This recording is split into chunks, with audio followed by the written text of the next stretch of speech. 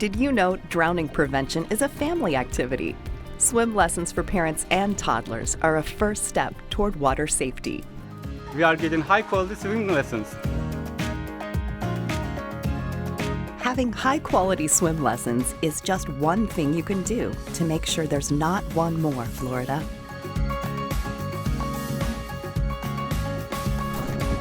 To find out more, contact the Central Florida Water Safety Task Force. Did you know that once a child begins to struggle, you may have less than a minute to react? Hey, we're taking a CPR class.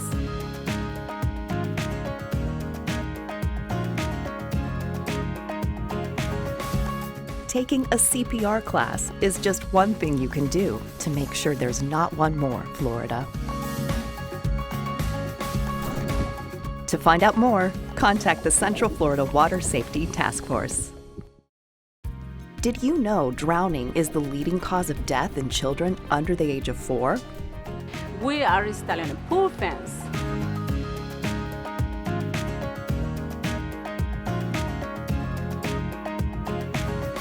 Installing a pool fence is just one thing you can do to make sure there's not one more Florida. To find out more, contact the Central Florida Water Safety Task Force.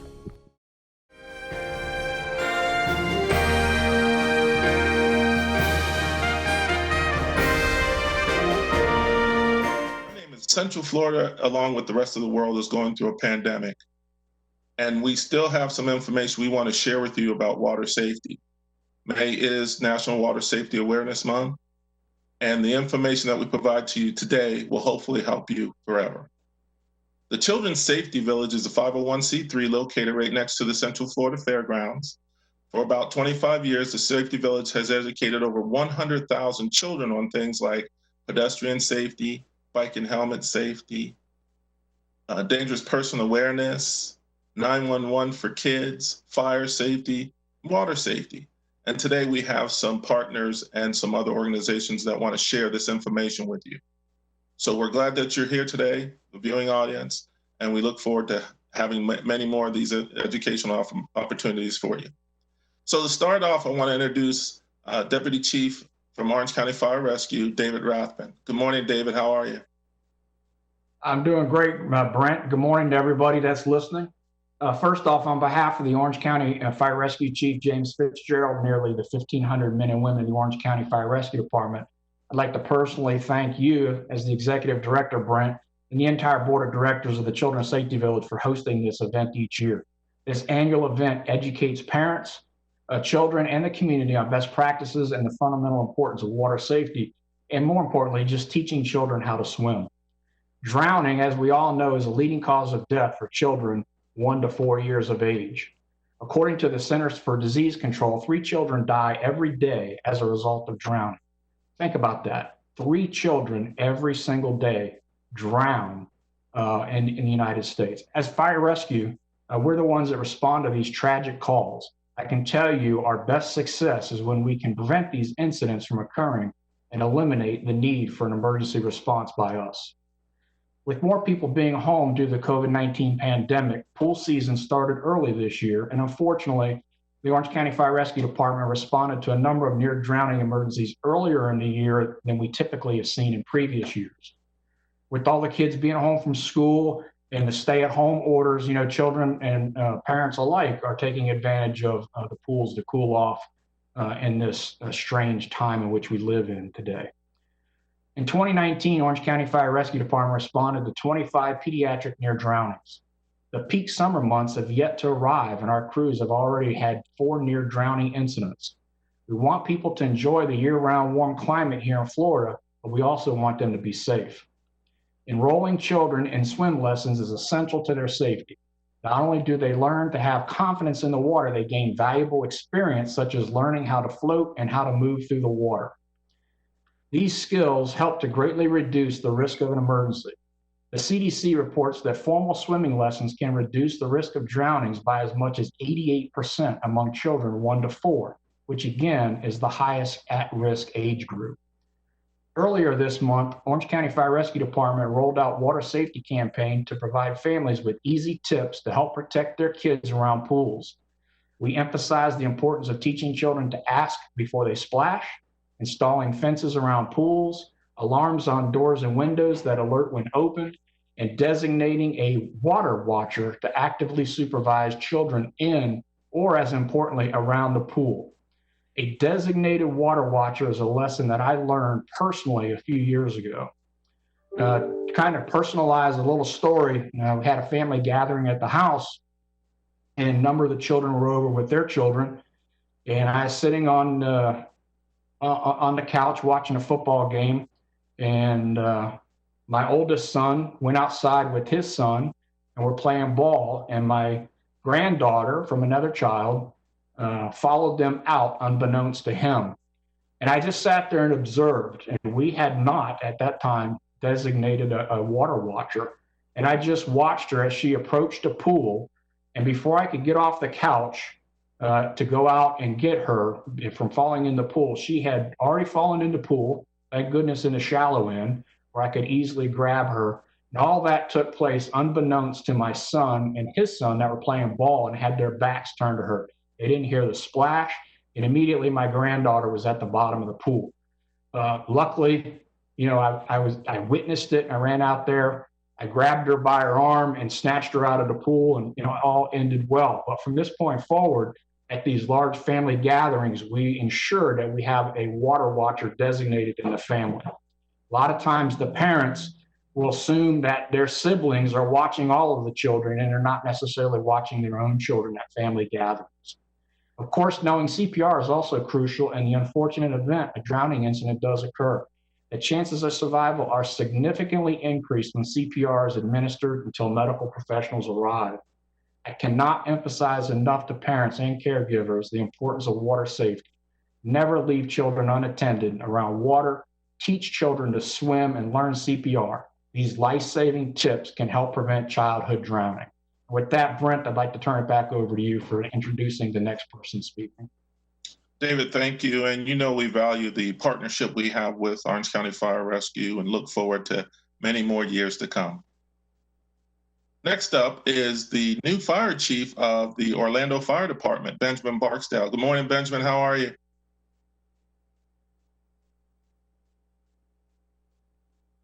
We appreciate you being a part of this year. I know you're new to the city of Orlando, but I know you have some great information you'd like to share with the viewing public.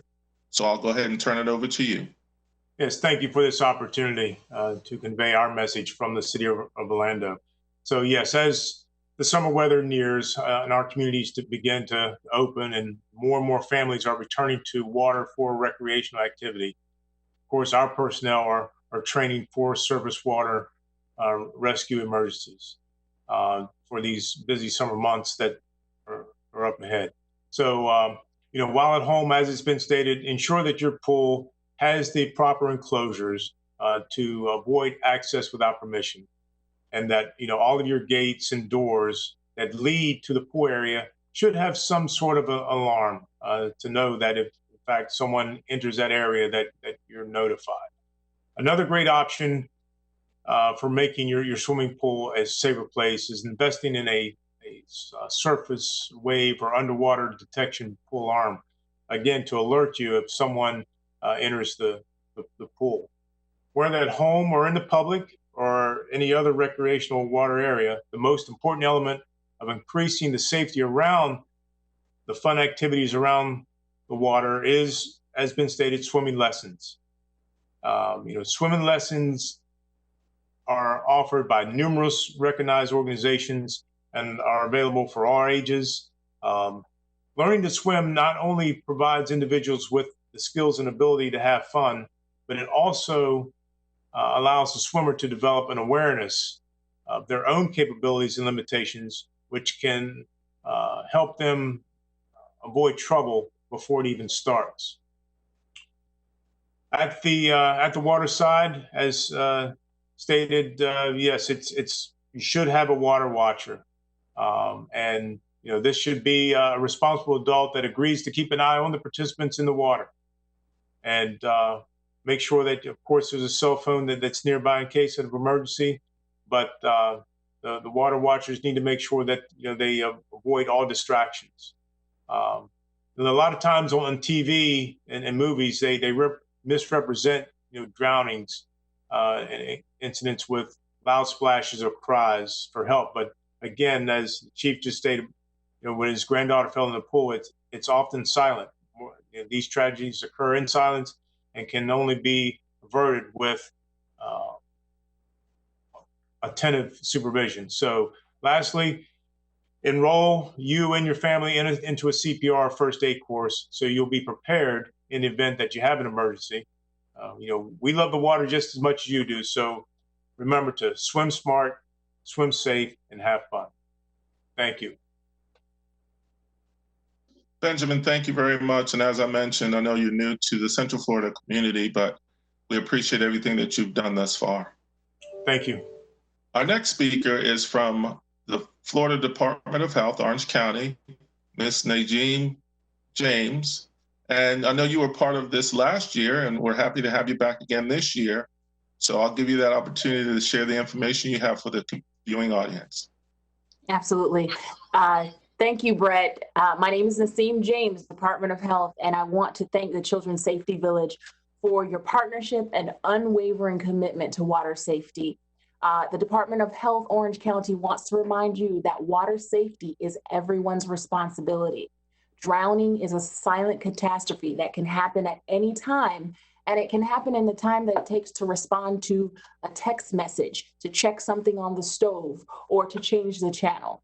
And so as parents and guardians, we need to be vigilant. Some facts. In the state of Florida, we are the leading cause of accidental death among children is drowning. In 2017, we saw a high number, 25 children that drowned in a pool or spa in the state of Florida. And so we've been working diligently to ensure that that number never gets that high again. 88% of the children who drowned were under the supervision of an adult. 60% of the children who drowned were within 10 feet of something that we consider to be safety. And so increased access, we're in the state of Florida, increased access to water is a major risk factor in drowning. Children who live near open water sources, such as ditches, ponds, irrigation channels, and pools are especially at risk because we tend to not look at those areas as risks. And so water safety is not just in the backyard at the pool or at the public pool. It is also ensuring that these ditches and ponds and just standing water situations we're also protecting our children. We want to also remind you to ensure that there are 3 layers of protection anytime you're around a pool. The first layer is going to be supervision. Supervision is the most crucial layer of protection. It means that everyone around the pool is actively watching the children that are in the pool. That is ensuring that you have, as others have said, a water watcher, and that person who is a water watcher knows that they are designated as the water watcher. We have the water watcher necklaces that is something you can give to that person, and until that person hands that necklace off to someone else, they are the designated water watcher. The second is barrier. Ensure that you have physical barriers that block children from the pool, especially children who do not know how to swim, and this is especially important for homes who have pools.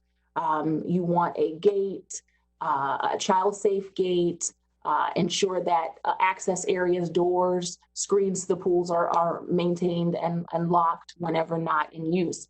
And then the third layer is going to be your emergency preparedness. In an emergency, it's crucial that someone knows CPR, to have a phone nearby and to immediately be able to call 911 to get access to other emergency services.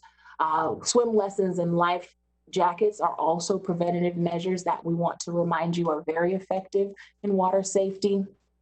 And, encourage your families, moms and dads, take your kids for swim lessons as soon as we can open up and get back to the pool. Install pool fences and around spas, not just pools, but sometimes spas are a problem. And make sure that if you can, if you are having a summer party and you can hire someone to be a full-time lifeguard. Sometimes it's difficult when we have a lot of people and we're going to designate someone who wants to enjoy the festivities as a water watcher. So whenever you can, bring in someone from the outside whose sole responsibility is just to watch that water and watch the children in and around it. Also, we want you to teach children the differences between pools and open water at different depths. Teach kids to swim.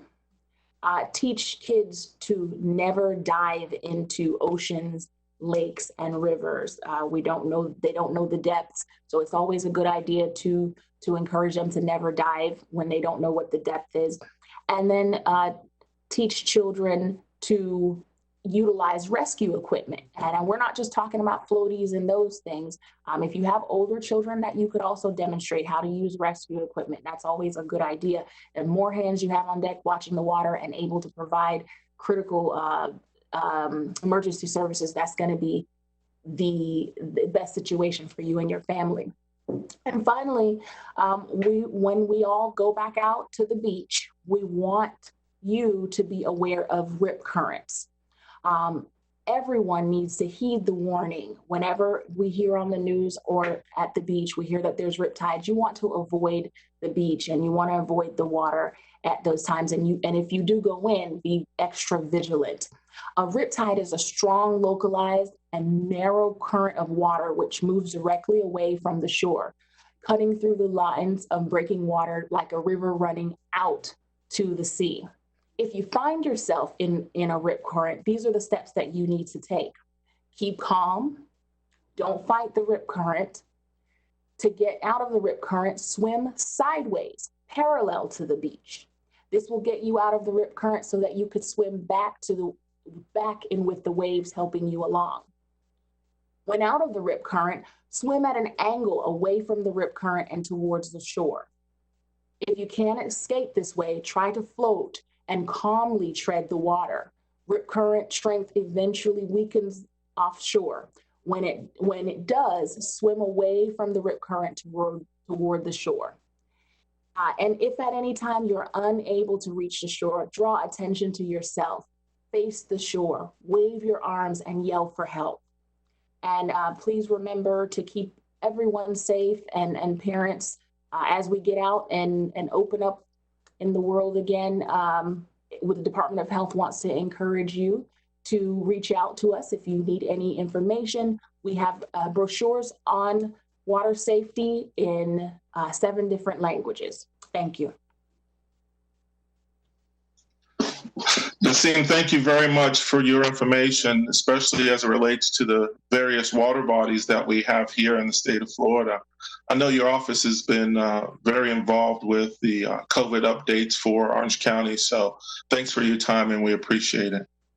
Up next is Dr. Robert Karch. Dr. Karch also sits with me on a committee, the Central Florida Water Safety Task Force, and he's been integral in getting us revived again and out there promoting water safety. So what I'd like to do is I'd like to welcome Dr. Robert Karch. Thank you, Brent. Thanks for inviting me today. And it's so nice to be in the presence of all these other speakers from different stakeholders, organizations in the community. I'm a fellow of the American Academy of Pediatrics and a member of the Florida chapter of the American Academy of Pediatrics. As Brent mentioned, I'm also on the Central Florida Water Safety Task Force and involved in the Not One More Florida campaign.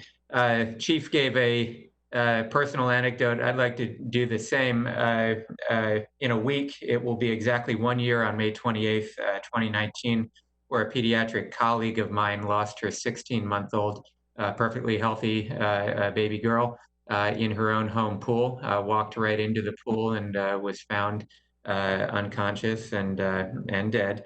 This really triggered my interest and awareness of the extent of the problem here in Florida, and that's when I reached out to Brent at Children's Safety Village.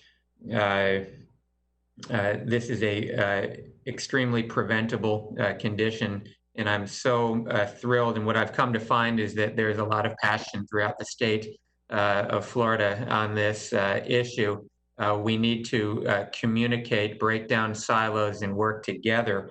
As a member of the Florida chapter of the AAP, I am really looking forward to working with organizations such as the Florida Department of Health. I'm going to echo Ms. James' excellent comments on the layers of protection. This is our messaging that we need to get out across the state. And moving forward, the Florida chapter of the AAP will work with the Florida Department of Health at the state level and the county level, particularly with the Child Abuse Death Reporting Committee, the CADR, and the Office of Injury Prevention to really promote these, the messaging around the layers of protection. So I do look forward to working with the Department of Health, to everyone on this call and others throughout the state to ensure that there's not one more of these preventable deaths here in Florida. Thanks, Brent. Thank you, Dr. Karch. And for anyone who's in the viewing audience, the website for this Water Safety Task Force is notonemoreflorida.org, all spelled out, and you'll find some very important information on there. And then for the Children's Safety Village, our website is children'ssafetyvillage.org, and you'll see information on there about what we do. I want to thank everybody for being a part of this today. You know, pandemic can't keep us down. You know, we try our best to do whatever we can to help keep children safe. And even through this pandemic, we're able to come together and share this information for the Central Florida community. So I thank everyone for their time today. And we look forward to having this event again next year. Maybe we'll have it at the Children's Safety Village like we've done in the past, but we know we can always do it virtually. So for those in the viewing audience, thanks very much. And for those who were part of this panel today, we want to thank you again. And we want everybody to stay safe and enjoy your Memorial Day weekend. Thank you.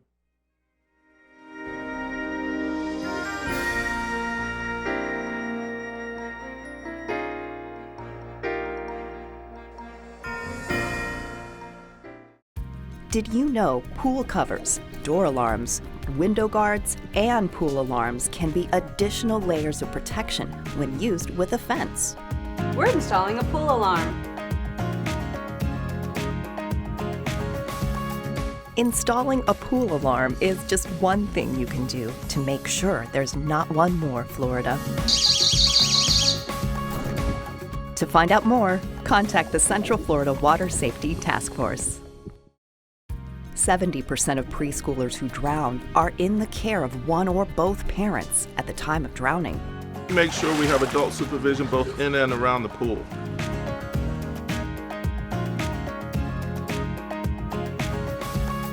Adult supervision is just one thing you can do to make sure there's not one more Florida. To find out more, contact the Central Florida Water Safety Task Force.